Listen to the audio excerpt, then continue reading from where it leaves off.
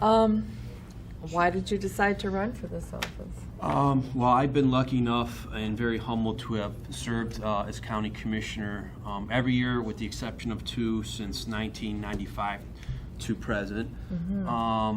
And I think going back then, I mean, I had an internship with David Bonnier for a couple years in the early 90s, and I learned a lot from him. I didn't get involved in the political aspects of elections back then. It was more constituent service, his district office, helping out his constituents, things like that.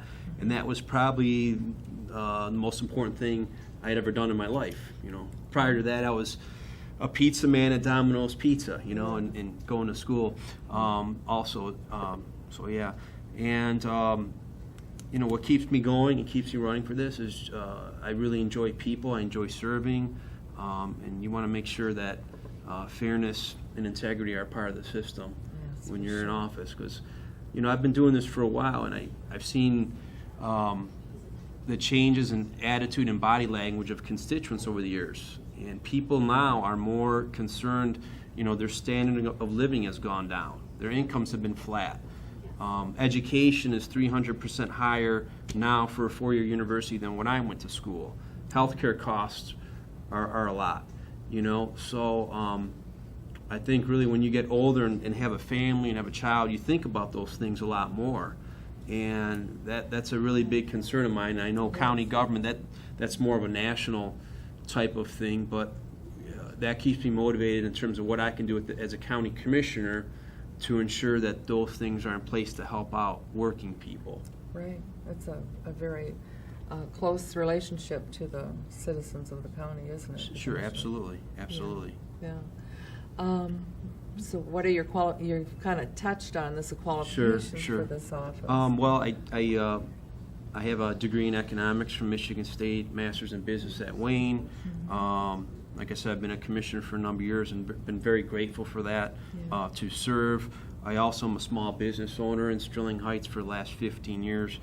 Very proud of that. And I do a couple community service things like adopt a county road. I do some things with Fred Miller to bring awareness to veterans issues and help raise funds and food for veterans food banks, things of that nature. So, well, that's wonderful. What do you think is going to be the biggest issues you'll face in this first year? There are a lot of big issues being a county commissioner.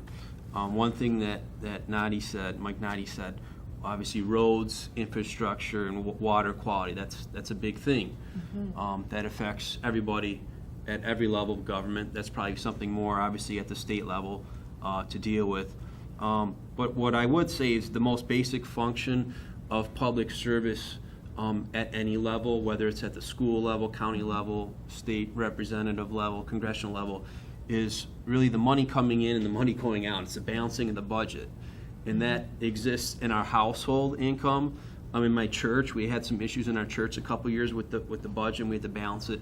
And lo and behold, in the county government, in Macomb County government, we had really huge deficits with the housing market crisis.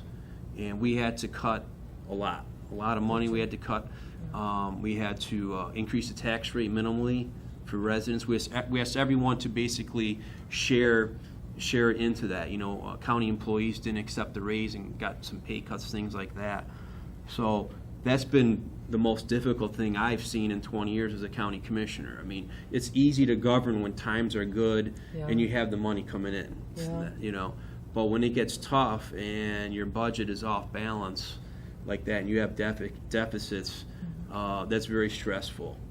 But I am very proud that we were able to balance the budget without having any major layoffs of county employees. That was a goal that the entire Board of Commissioners set out, and at that time that was led by Paul Gillingham. He's a Democrat from Clinton Township. He was chair of the board at that time.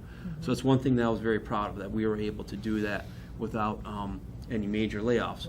Going forward now, with the budget being good as it is, you know, you still have to watch out for what's going on at the state level in terms of revenue sharing, mandated spending, things like that. I think that there has to be a better working relationship with the Board of Commissioners, which is the legislative body of county government, and the Office of County Executive, which is sort of the presidential side of county government. We have to work together and figure things out, because this new form of government, county form of executive government, has been in existence since 2011. So it's still relatively new, and we have to figure things out and work together, because it's the residents that benefit from things that happen. It does, yeah. That kind of combines what being a Democrat means, what you just said. Sure. I mean, being a Democrat in the Board of Commissioners is very important to me. Since I've been up there for the last 20 years, we've had basically a Democrat as chair of the board every year, with the exception of 2. So we're very lucky for that. And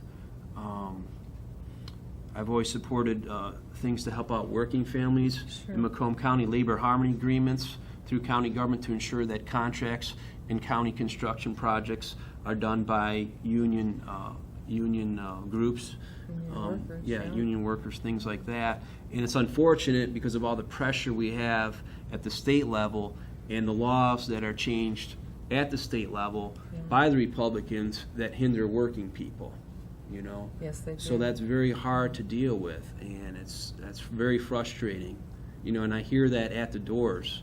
People feel very frustrated. They don't know who to go to sometimes, or what's the answer. They know there's an issue there and there's a problem, but they look for the individual person, you know, to solve it, I guess, you know. They're frustrated.